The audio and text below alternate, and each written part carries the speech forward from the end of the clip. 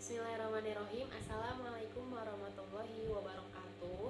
Perkenalkan, nama saya Amarilis Mutiara Hanum dengan NIM 2281020033 dari jurusan PBA 2A. Nah, di sini saya akan sedikit menjelaskan materi perkuliahan yang sudah saya pelajari sebelumnya, yaitu tentang linguistik. Di sini saya akan sedikit menjelaskan tentang definisi linguistik, objek kajian linguistik itu sendiri, dan tujuan dari linguistik. Terlebih dahulu kita membahas dari definisi linguistik. Nah, definisi linguistik ini bisa kita lihat dari segi etimologi maupun dari segi terminologi. Linguistik secara etimologi atau yang biasa kita sebut, yang biasa kita kenal dengan sebutan pengertian secara bahasa, linguistik berasal dari dua kata, yaitu linguis dan ix. Nah, kata linguis ini sendiri berasal dari kata campuran dari dua kata, yaitu dari kata dari bahasa Latin lingua yang biasanya artinya language atau tongue, yang imbuhannya ix, yang imbuhannya itu biasanya akhirannya is. Nah, dalam struktur bahasa Inggris adalah elemen pembentuk kata yang menunjukkan arti orang yang melakukan atau membuat sesuatu. Nah, bisa juga digunakan untuk menunjukkan arti kepatuhan terhadap suatu doktrin atau kebiasaan tertentu. Nah, sedangkan kata X-nya sendiri, ICS, X, ini adalah imbuhan dalam bahasa Inggris yang bermakna bidang ilmu atau pekerjaan dari kata sifat. Nah, linguis secara bahasa itu bisa kita lihat dari akar kata yang nantinya akan kita kuatkan lagi dengan pengertian secara terminologi. Nah, kalau secara terminologi atau yang biasa kita sebut dengan pengertian secara istilah, yaitu linguistik itu yang pertama the study of human language, yaitu ilmu yang mempelajari tentang bahasa manusia. Bahasa manusia, bukan bahasa yang lain, cara bahasa manusia atau komunikasi sama manusia. Yang kedua secara terminologi yaitu the scientific study of language, yaitu studi ilmiah tentang bahasa, yang mana bisa kita pahami linguistik itu artinya belajar linguistik itu mempelajari ilmu bahasa. Nah, lanjut ke materi selanjutnya yaitu tentang objek kajian linguistik. Objek kajian linguistik itu bahasa. Ya, bahasa sebagai objek kajian linguistik ini yaitu bahasa manusia, baik lisan, ucapan maupun tulisan. Manusia baik lisan maupun tulisan yang mempunyai karakteristik khusus di mana tidak dapat disamakan dengan bahasa hewan atau alat komunikasi hewan. Jadi bahasa objek kajian linguistik ini khusus bahasa yang untuk manusia, bukan bahasa makhluk lain atau hewan, karena beda. Bahasa dalam lingkup ilmu linguistik juga tidak dapat disamakan dengan bunyi-bunyi yang dihasilkan oleh benda, misalnya bunyi kentongan dan bunyi peluit. Dan sebenarnya bunyi kentongan juga kalau dilatinkan atau ditulis sebenarnya ada bahasanya gitu, tapi beda sama yang dipelajari dengan ilmu linguistik ini. Jadi ilmu linguistik ini khusus bahasa yang manusia, karena bahasa itu sangat terstruktur. Bahasa hanya dimiliki oleh manusia, sedangkan hewan tidak memiliki bahasa. Hewan dalam berkomunikasi hanya menggunakan tanda-tanda atau gerak-geraknya mereka dengan cara baunya mereka. Sedangkan kalau bunyi-bunyi tersebut itu nggak punya struktur yang tersusun rapih, nggak punya struktur, dan itu tuh bisa berubah-ubah.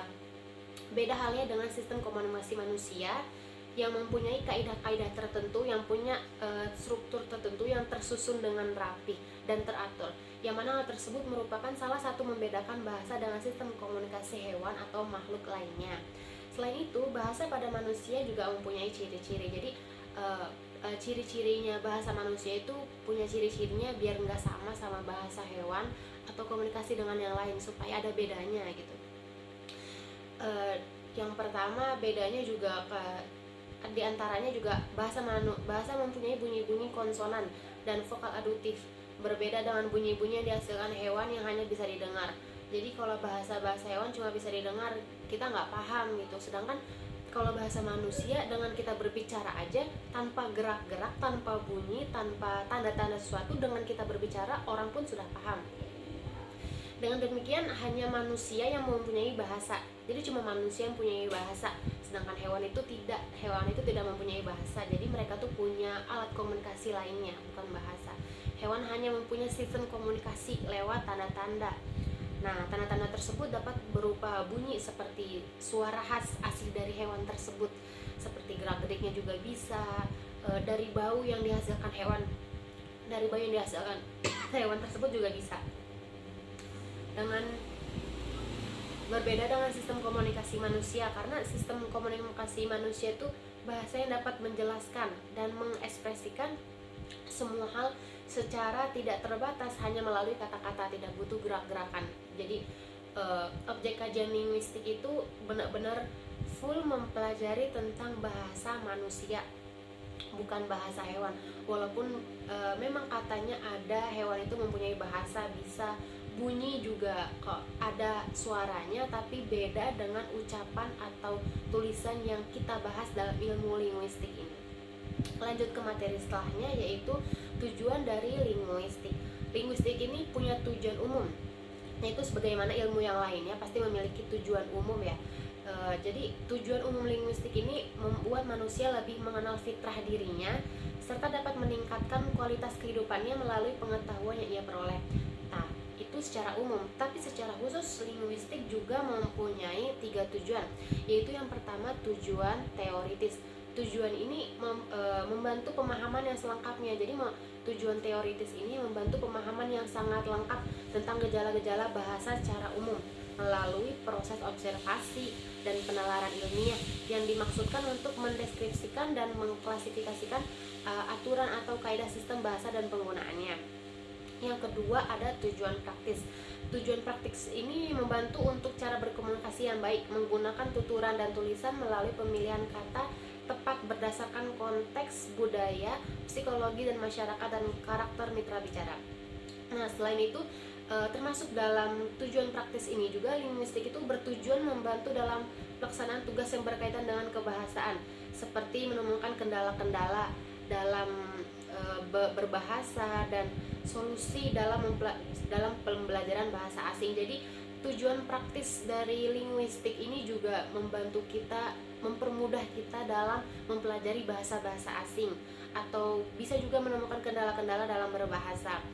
Nah, penerjemahan teks dari bahasa asal ke bahasa target juga itu bisa dari tujuan praktis ini, membantu menemukan faktor kesulitan yang dialami penderita dengan kelainan bicara dan cara penanganannya. Pengembangan teknologi artifisial berbasis bahasa menyelesaikan kasus linguistik memiliki tujuan. Nah, jadi itu termasuk tujuan dari tujuan praktis tadi yang linguistik. Sekarang masuk ke tujuan yang ketiga atau yang terakhir, yaitu tujuan estetis. Tujuan estetis ini membantu kita memahami keindahan bahasa dan penggunaannya dengan tujuan estetik.